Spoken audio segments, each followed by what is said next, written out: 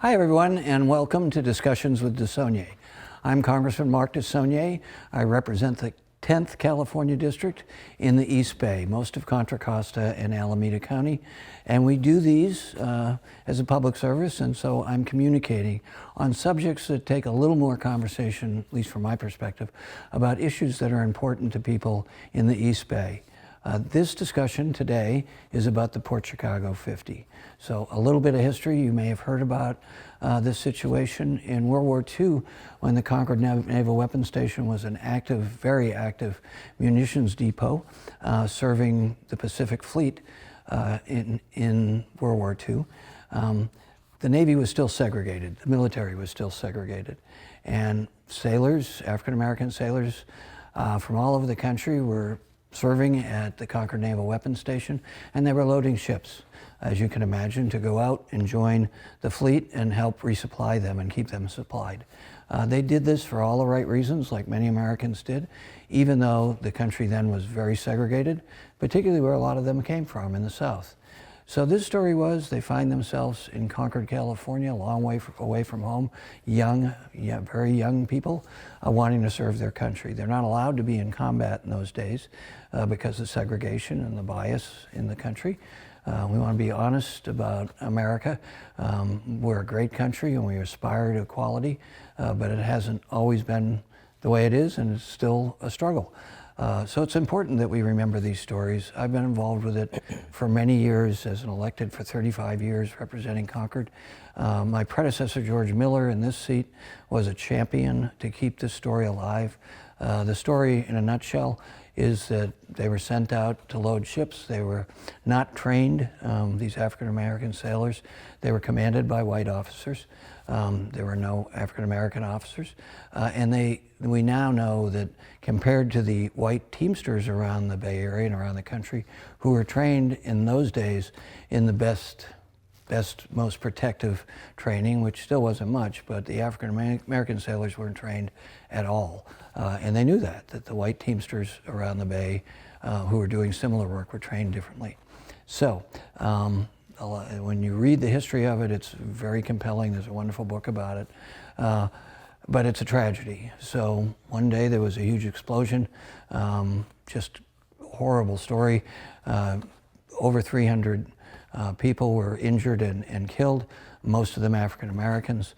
And the next day, that night, stories about how they were sent down to the waterfront to retrieve bodies and body parts because this explosion was huge. It rattled windows in San Francisco. You could feel it all over the Bay Area. This was at what used to be called Port Chicago. So therein lays the name.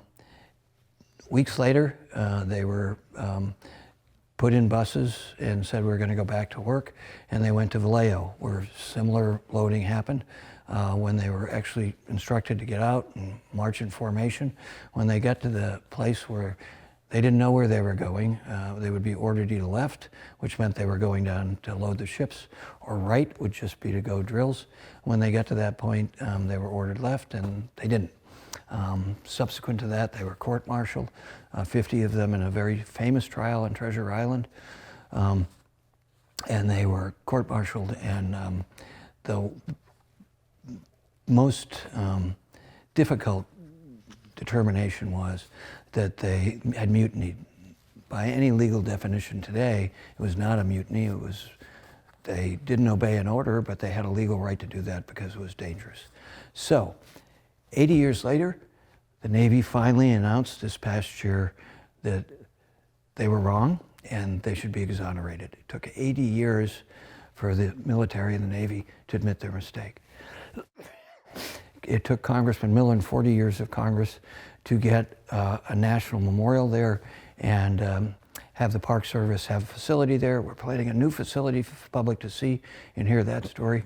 So today we want to talk up to one of the real champions of getting this done. Reverend Diana has been on this for a long time, a wonderful friend, and tenacity is her middle name. She wouldn't stop. So welcome to our discussions. Sorry for the long lead-in, but tell me how you got involved, and please, anything you want to say to the people who may be listening to you and your background. But how did you get involved in all this? Before I answer that question, I want to say thank you to you because you call me a champion, but you're truly the champion, the one who's worked on this so long with us. And yes, George Miller began it, but you picked up the mantle and ran with it, and so we really appreciate that. I had big shoes to fill, as people tell me often. Right. How did I get involved in it? I had a member of my church who actually, I didn't know the story, invited me and my husband to take a tour at the Port Chicago National Memorial. And when we went and we heard the story, we thought, well, what are we going to do now that we know about it? And so I had a place that we could meet. We could meet at a church. And so I invited people to come and get together, and we started meeting to decide on what to do. And Robert Allen was part of that, who wrote the book, Port Chicago Mutiny. He was, you know, I remember at our first meeting, we said we have to have an exoneration plan. And he was the writer. So we said, Robert, you write it. And we discovered that John Lawrence and George Miller knew about the story. John found the story before he met Robert Allen. And I was going back to look at one of his memoirs he'd written for us. And John said he ran across something, heard about the story, talked to George Miller about it, and brought it to light then. But he was walking, he said he was on vacation walking, and he walked past a bookstore, and he saw a book on the shelf that said Port Chicago Mutiny, and he couldn't believe a book had been written about it. So he took that, he contacted Robert Allen, and the rest is history, really. Yeah, there was a certain providence to all of this right from the beginning. Yeah. And I should say, I get your response to this. America is a great country, but it's our aspirations, as President Lincoln said. We aspire to a more perfect union.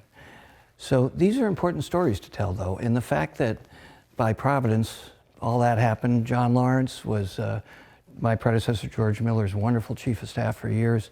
He ended up being the chief of staff for Speaker Pelosi, just a brilliant. And you served on our board of trustees for the Friends. Friends.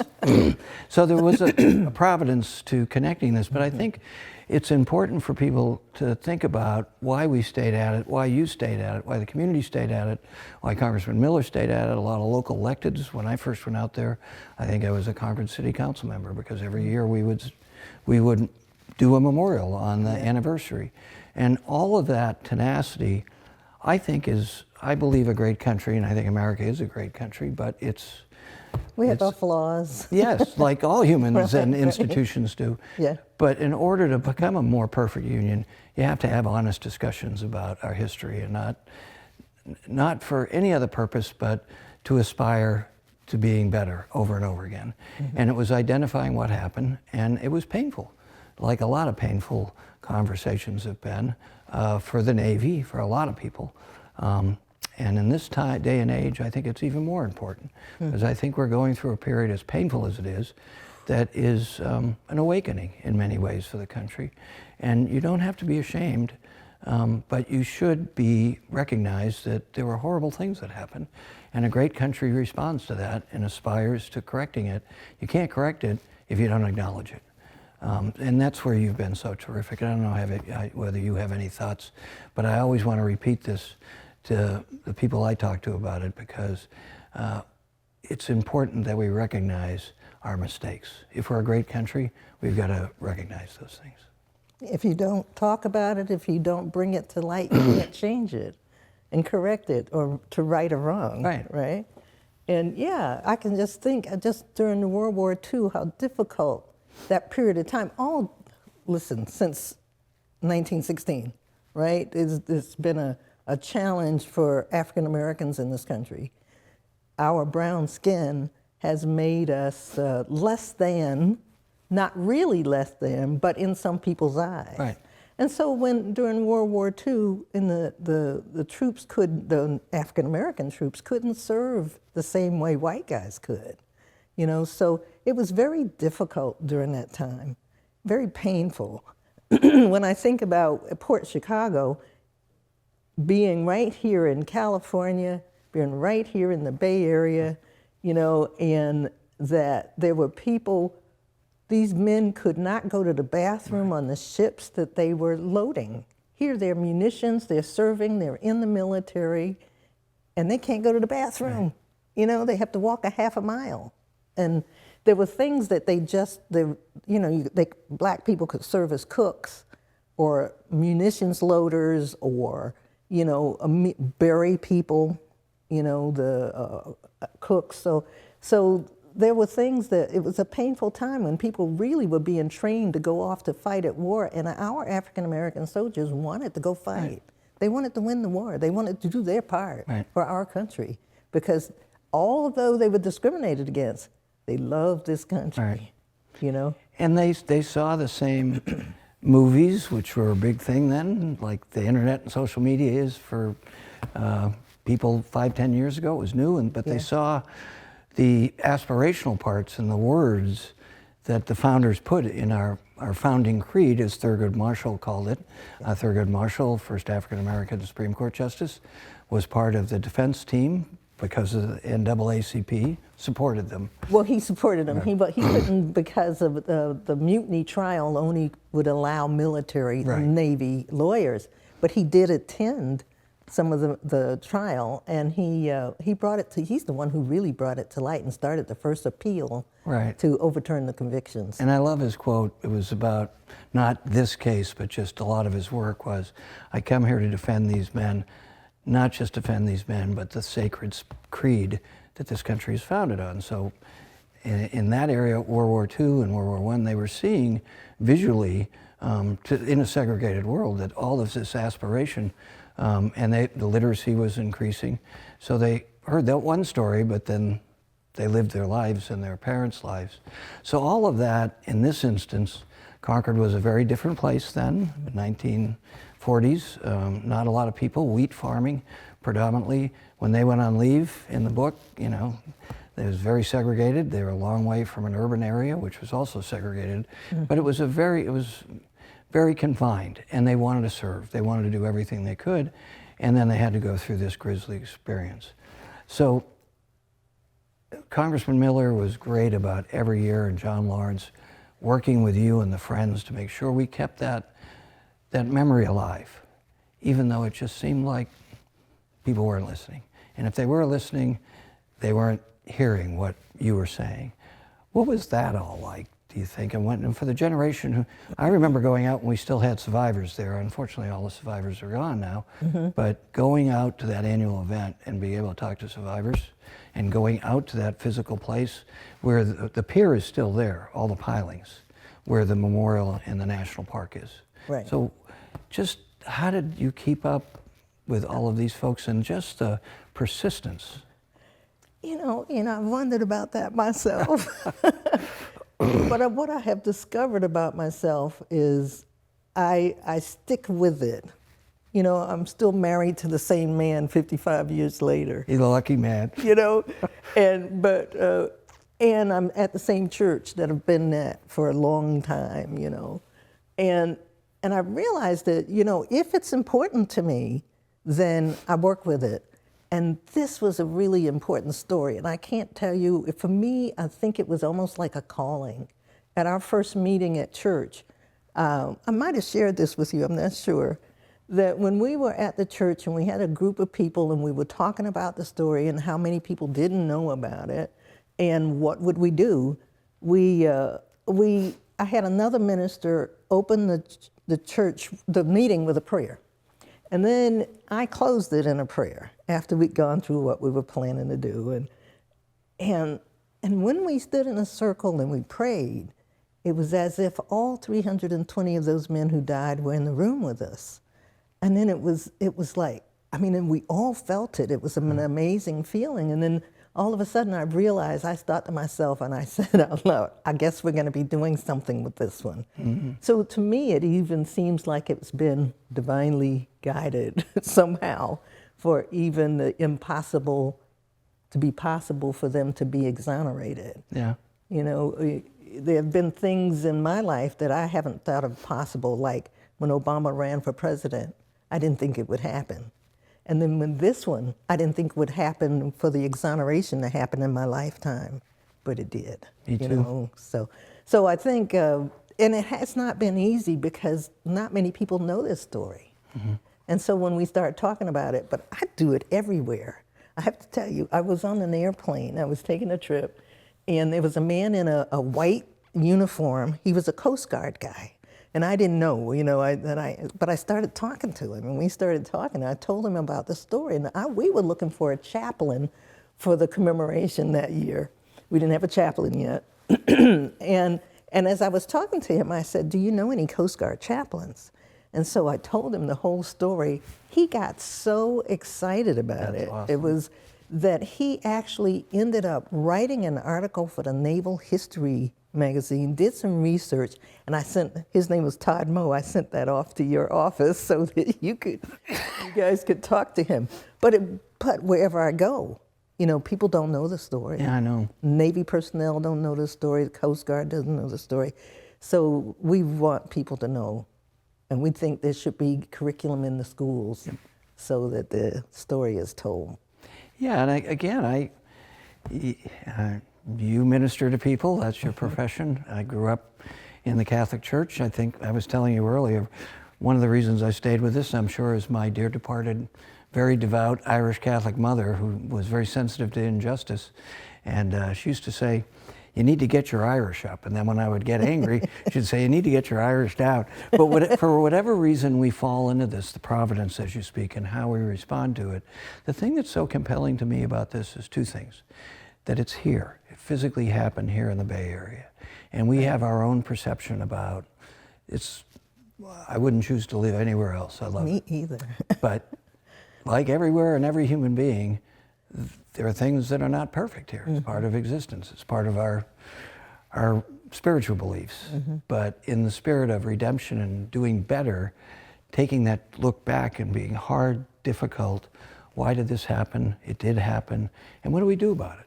What do we do to manifest our spiritual beliefs that we're aiming towards a more perfect union, as Lincoln said, a more perfect existence? And in our little way, maybe we're part of those little threads on the web of life.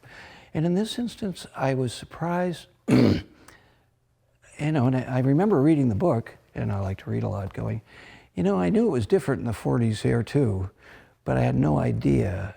Like in Concord, I knew there weren't many people here. It was a farming and ranching community.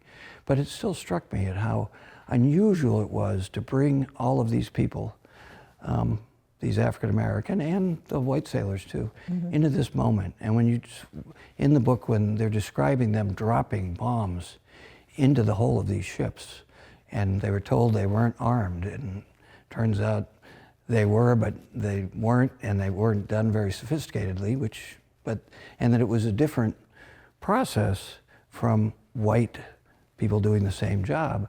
And then this explosion was so horrific because of all of the ammunition in the hold, so that it happened here and then it took so long. So the geography and why it took so long, 80 years, to recognize that if you read the book or you just hear the story in an impartial way, you're like, well, why did it take so long? It should have been pretty obvious. And one of the great stories about this is this incident helped Harry Truman to determine that they should desegregate the military. So that's another redemptive part of it. But the loss of life and the way they were treated is something that we could acknowledge and go through and be grateful in this day. And you and I sort of gloat that we lived long enough to see justice be done. That's right. Yeah.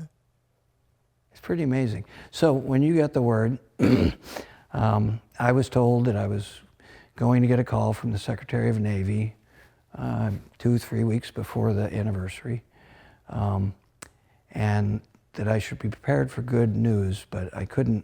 It was embargoed, is what we say in politics. But I've been through this so many times that it's like Lucy with the football for our generation. It's like, yeah, everything's going to be different. And we have spent hours with lawyers, both in the Navy and the White House. John Lawrence before me, but myself and my staff. And it just, you'd go through these conversations, and for me, I'd go, this makes no sense. These are legal excuses to not do what should be obviously the right thing to do to redeem a historical mistake. So I did legislation. I went on the board. Barbara Lee, my wonderful colleague, she stayed on it with me. I actually have got legislation that would set up a process for injustices in the military, that there would be a review process where we hadn't worry about all the legal excuses, that there's a legal process. So we're still working on that. But in this instance, tell me what it was like when you found out that they were going to be exonerated. When I found out, I was hopeful. And I got a letter, an email from somebody from the Secretary of the Navy's office. And they asked some questions. They didn't say what was, and the questions they asked led me to the idea that, oh, they're still investigating and they're not going to do it, And I said, I don't want the Secretary to come if they won't exonerate the men. And then I thought, well, then I got a call saying that would I be available to speak to the Secretary. I said, well, he must be calling me. I have to tell you everything thought that went in my head. I'm sure. And when he called and he started talking and he shared that the convictions would be set aside, it'd be as if they had never done anything, that this trial hadn't existed almost. I burst into tears. I just could not, and he asked me something, I couldn't talk. I was just, I was blubbering, and it was, I didn't think I would react that way. But since, we've been working on this for more than 20 years, so it was such a pleasant surprise. And then I got to have dinner with him too, which was really nice. And what I found out is ultimately they've listed what they found that was wrong with the trial, right. But they had to go back and use 1944 laws, their legal military laws, so that they could actually exonerate. The Secretary of the Navy could exonerate then, and now the Secretary of the Navy can exonerate the same way. So whatever it was that the details were, they went back to 1944's laws to be able. And I thought, wow, somebody really did that. Sean Coffey, the General Counsel for the Navy. I was like, oh man, that was just brilliant. I was just so glad. And so, we wrote letters to the Secretary of the Navy. We wrote letters. We give information. We've made phone calls. We've done all those things that that the public can do in order to try to get them exonerated. And it finally happened. And he was, I was mentioning to you, he's from the Secretary of the Navy, Carlos del Toro, was born in Cuba. He grew up in Hell's Kitchen, which is a tough neighborhood in New York. And it had to be somebody who was sensitive to be able to say, yes, we're going to do this. And to have Biden as president at the time, to have somebody who had some sensitivity to people that when you have, it's important to have the right president. Right. Let me just say that, to have the right personality, somebody who's compassionate, somebody who cares about people, And I found that to be true with all the people that I've met with the leadership of the Navy right now. At least that's the way they come across. Yeah. Well, I'll tell you, I had the same reaction when I got the news. Did you? Which was cry? Shortly before you. Oh yeah, I was in my study at home. Yeah. And I was prepared for, a little bit, well, we're going to do this great thing, but it's not what you want. Yeah. And it was so frustrating dealing, and God bless the government. I mean, we have to have rules. But yeah, I cried. And I told him that. I said, I'm sorry, Mr. Secretary. This is a wonderful, wonderful news, and I can't wait for the friends, so Congressman Miller and Mr. Lawrence, to know about this. Yeah, it was really wonderful. It was a little ambivalent, I will admit, in the days after, because it was so hard to get there. It was wonderful to finally get there and wonderful to be part of it. And thank you for, I did feel a responsibility because John Lawrence and Congressman Miller had been so tenacious that we not give up, that we keep keeping away. And we had the experience when President Obama was there.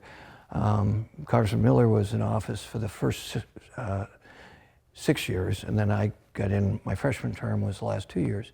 And he sent a lovely letter, as you remember, on the anniversary before he left. But I think he has a lot to do with it too, because there was a transition where President Obama was going, come on, we got to do something about this, and just how long the process is. And it allowed President Biden, who deserves the recognition, but a series of injustices they have acknowledged now during the Biden administration. It wasn't just Port Chicago. Philadelphia 50. Philadelphia, which was one of our arguments. Yeah. So, well, one of the things, excuse me, one of the things I think was difficult is they all wanted to pardon them. Right. And to go through some pardoning process.